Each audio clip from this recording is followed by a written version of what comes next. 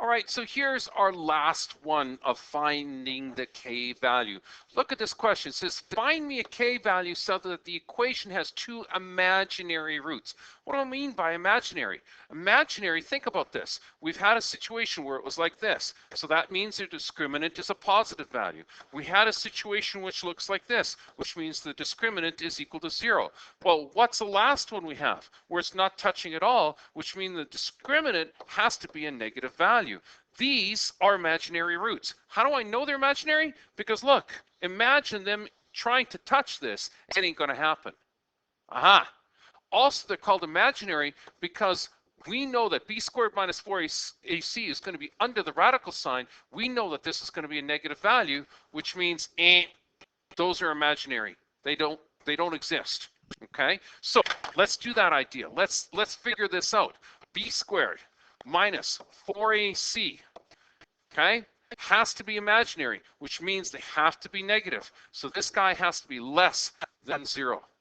Plug in the values. Well, b squared, that's easy. That's going to be minus 4. That's squared. Minus 4 times a is 3, okay?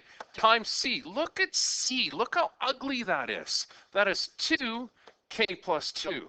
Okay, well, probably the best thing that you can do here is do what's inside the inner brackets first, and let's use the distributive property here and here and figure this out. This is going to be 2k plus 4, and then 4 times 3 is going to give us minus 12. So we're going to have to distribute again. Minus 4 squared is just 16. That's just way too easy. Okay, so let's take this minus 12 and let's distribute again and again. Here we go. Okay, so 16 minus 12 times 2 is minus 24k. Okay, minus 12 times 4, well, that's going to be real simple. That's going to be minus 48. That has to be less than 0. Now, combine like terms. 16 and 48 are like terms. So minus 24k, 16 and 48 is going to be 32 minus 32, bump, 0. All right, now, simple enough. Keep on going. Solve. Minus 24k. Add the 32 to both sides, giving you 32. Right? Divide by minus 24. Divide by minus 24. K equals 2. Oh, wait a second. We're dividing by a minus. What does that mean? That thing is no longer like this. That has to be switched to, of course, boom, because whenever you're multiplying or dividing by a negative, you have to flip the inequality. Now, that's going to give us 32 over minus 24. My question is, can we reduce that number? Well, sure you can. Bring up the calculator. Put it in there. 32 divided by minus 24. Hit math fraction.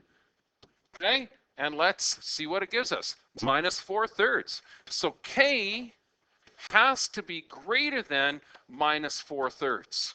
Now, think of a number that's greater than minus 4/3. Well, 1. Why does it have to be a fraction? Use a nice, beautiful number. Put k equals to 1. And if you did put k equals to 1, right here in this original equation, look, 1 plus 2 is 3 times a minus 2, you'd get 3x squared minus 4x, right? There's the minus 2. Let me clean that up. Okay? Remember, you put a 1 in here. 1 plus 2 is 3. 3 times 2 is 6. So plus 6. If you actually put that into your calculator now, you would result with an equation that looks like this. Let's prove that. Bring up my calculator. Here it is. Boom. Go my y equals 2. Clear that thing out of there and put 3x squared minus 4x plus 6.